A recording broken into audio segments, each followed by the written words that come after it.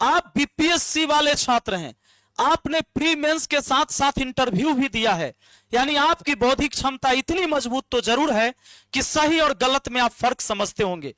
जय हिंद साथियों, आज मैं अपने बिहार के तमाम छात्रों से एक अपील करने आया हूं। साथियों, आप सब जानते हैं कि ये फैजल खान ने कैसे पूरी तरह से प्रोपेगेंडा बनाकर पिछले 7 सालों से, साथियों आप सब जानते हैं कि कैसे इस फैजल खान ने पूरे देश के बड़े बड़े शो में जाकर, चाहे वो संदीप माहेश्वरी हो, विवेक बिंद्रा हो, कपिल शर्मा हो, या केबीसी में हो, या शुभांकर मिश्रा जी के पॉडकास्ट में हो, ये सभी पॉडकास्ट में जाकर और वहां पर झूठ बोल बोलकर कि मैं सबसे सस्ता पढ़ाता हूं, सबसे ज्यादा रिजल्ट देता हूं, इसीलिए सब मेरे ऊपर बम चला देता है। मैंने पीछे की वीडियो जो आज भी अपलोड किया है, मैंने आपको बताया था कि कैसे ये खुद बम चलाकर अलग अलग जाकर इस बम का प्रचार करता है, लेकिन ये भूल गया कि झूठी बातें हमेशा याद नहीं रहती है। इसीलिए कहीं 8 से 10 बम बोला, कहीं 7 से 8 बम बोला, शुरू में 3 बम बोलता था, और एक बार तो बोला कि ऑफिस में बम लगाकर ही पूरा ऑफिस उड़ा दिया। इस मनगढ़ंत कहानी जिसमें इसने बम खुद चलाया था और उसके बाद सिर्फ अज्ञात व्यक्ति का नाम दिया था एफआईआर में। 2019 से 2026 हो गई, 7 साल में, जबकि इसके पास सीसीटीवी फुटेज भी थे, लेकिन यह हर जगह जानता था कि कोर्ट कानून प्रक्रिया से मुझे बचना है, हमें वाहवाही लूटनी है, इसलिए अज्ञात व्यक्ति का नाम दिया और उस केस का कुछ नहीं हुआ। इस बार भी गोलीकांड की साजिश इसने ऐसे ही रचा, जो मैंने सारी बातें बता दी और दुनिया के सामने भी है। आज मैं साथियों आपसे यह कहने जा रहा हूं, अभी तक मैंने इसके ऊपर जितने भी आरोप लगाए हैं वो सारे आरोप सही हैं, और इसका जवाब इसके पूरे टीम को नहीं है, फैजल खान के पास भी नहीं है। तभी तो ये आकर पॉडकास्ट में जाता है और तमाम टीचरों को गाली देना शुरू करता है। अब शब्द कहता है, जीजा साला जो कहना था इसने कह लिया।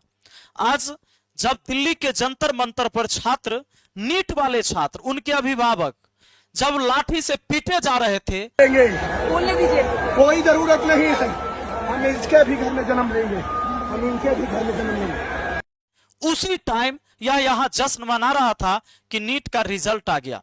ना जाने फर्जी कितना है और सही कितना है, ये तो आगे जांच का विषय है। इसने कहा है कि रॉ एजेंट है क्या? हम रॉ एजेंट तो हैं, कहे कि हम इंडिया के हैं, आईएसआई नहीं है। आईएसआई तब होते जब हम पाकिस्तान के होते। तुम्हें पता होना चाहिए, फर्जी आरओ निकालकर हमने बताया ही है, फर्जी इनकम टैक्स ऑफिसर, फर्जी विंग कमांडर, फर्जी दरोगा, फर्जी एसडीएम, सारे तुमने बनाए हैं, और ये सारी चीजें आगे चलती रहेगी। अभी 25 तारीख को इसने रखा है सम्मान समारोह बापू सभागार में, बीपीएससी वाला। हो सकता है कि अगर आप उसमें जाते हैं और पिछली बार की जितनी संख्या इसने चढ़ाया था उतनी संख्या इस बार नहीं चढ़ाया था, वैसे ही यह सफल है।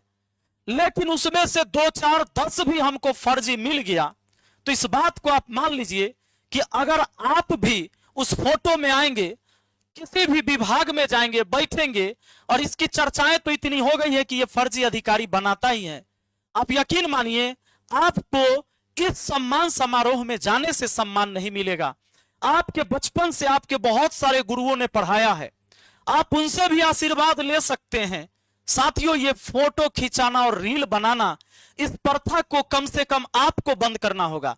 आप बीपीएससी वाले छात्र हैं, आपने प्री मेंस के साथ साथ इंटरव्यू भी दिया है, यानी आपकी बौद्धिक क्षमता इतनी मजबूत तो जरूर है कि सही और गलत में आप फर्क समझते होंगे।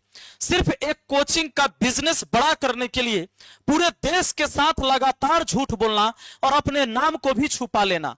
बहुत सारे लोगों को यह लगता है कि भाई कैसे मुस्लिम कह दिया खान सर को। भाई मैं हिंदू हूं, मुस्लिम हूं, उससे क्या दिक्कत है? कोई फर्क नहीं पड़ता। इस देश के सबसे पहला नागरिक होता है राष्ट्रपति। एपीजे अब्दुल कलाम तो मुस्लिम थे, लेकिन वो भी तो राष्ट्रपति बने और देश का प्रथम नागरिक। उन्हें भी तो भारत रत्न मिला, बस इसलिए मिला था कि उन्होंने फर्जी मिसाइल नहीं बनाया था। उन्होंने जो मिसाइल बनाया था वो ओरिजिनल था, जिससे चाइना, पाकिस्तान, अमेरिका भी थर्राने लगा था। आज अगर हमारे पास मिसाइल नहीं होता, मिसाइल मैन अब्दुल कलाम नहीं होते, तो ये देश उतना मजबूत नहीं होता। साथियों, इसने तो सब कुछ अभी फर्जी बनाए हैं। हम मान लेते हैं कुछ सही भी होंगे, लेकिन ये फर्जी बना बनाकर प्रमोट करके ये इमोशनल ड्रामा करता है। आप इस सम्मान समारोह में जा सकते हैं, अगर आपकी इच्छा है तो आप जाइए। लेकिन याद रखिएगा, इस सम्मान समारोह में आप जाने से पहले इस बात को समझिए कि जो मैं सवाल इससे किया हूं या मैंने जो इस पर आरोप लगाए हैं, इसके इसने सही जवाब भी नहीं दिए, उल्टा इसने चैनल डिलीट करवाने के लिए कॉपीराइट लगा दिया, स्ट्राइक दे दिया। स्ट्राइक हमारे चैनल पर, जो मैथ मस्ती के चैनल पर है, जिसमें 5 कॉपीराइट स्ट्राइक अभी हैं। इस बात को समझिए क्या होगा इससे। इसने कहा कि मेरी वीडियो फोटो यूज करता है, इसीलिए कोई भी व्यक्ति कॉपीराइट दे सकता है, दिया यूट्यूब को। यहां पर यूट्यूब ने मुझे मेल किया कि your YouTube channel will be removed on 28 जुलाई 2026। यानी यह संभावना है पूरी तरह से कि 28 जुलाई को यूट्यूब हमारे मैथ मस्ती चैनल, जिसमें 60 लाख छात्र पढ़ते हैं, इसको रिमूव कर देगा, क्योंकि मैंने इसकी वीडियो और कंटेंट यूज किया है। वो इसलिए यूज किया है कि अगर इसका यूज ना करे तो हम कैसे बता पाएंगे कि यह कितना बड़ा फ्रॉड है और कितना बड़ा झूठा है।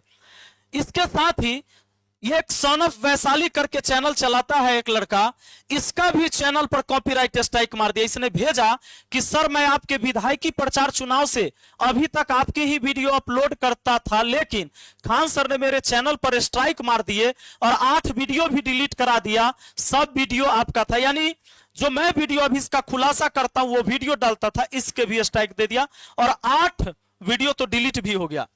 एक और है हमारे, ये है चक्के पे चर्चा। इन्होंने क्या किया है, अपने गाड़ी के अंदर ही ये पॉडकास्ट सिस्टम बना रखा है। यहां पर मैंने एक पॉडकास्ट किया था इनके साथ में, और उस वीडियो को इसने रिमूव करवा दिया और इस चैनल को भी स्ट्राइक दे दिया। अब आप जानते हैं, इस देश के अंदर ये पहला ऐसा व्यक्ति है जो खुद अपना कॉपीराइट स्ट्राइक एक टीम बना रखा है। यानी ये झूठ पर झूठ लगातार बोलेगा, लेकिन इसके झूठ का पर्दाफाश कोई नहीं कर सकता।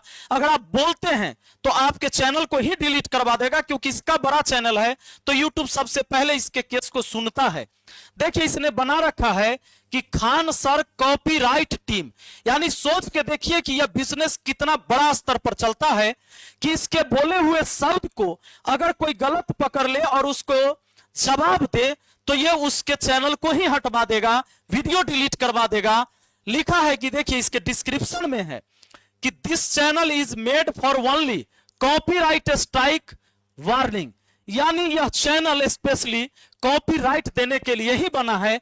आप कुछ भी बोलेंगे, लिखा है कि don't copy our video and audios from Khan sir official apps and Khan sir GS research centre YouTube channel.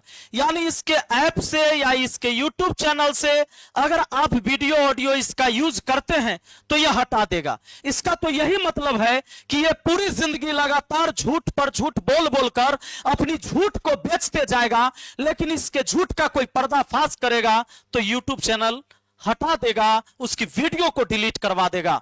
आप नहीं मानते कि यह तानाशाही है?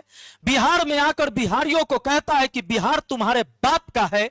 अब जरा सोच के देखिए, यह देश है, यह पूरा देश सबका है, लेकिन ऐसे भाषा बोलने वाले, ऐसे फ्रॉड फर्जी फैजल खान का पर्दाफाश जब हुआ है, फिर भी आप चाहते हैं कि इसके सम्मान समारोह में जाएं, तो आप जाइए, आप जाइए। लेकिन याद रखिएगा, चाहे आप एसडीओ बन जाइए, चाहे आप बीडीओ बन जाइए, चाहे आप सीओ बन जाइए, चाहे आप आरओ बन जाइए, किसी भी विभाग में रहिएगा, इतना जरूर सोचेगा लोग आपको देखकर कि कहीं फर्जी तो ना है, ये कहीं फर्जी तरीके से तो ना आ गया है।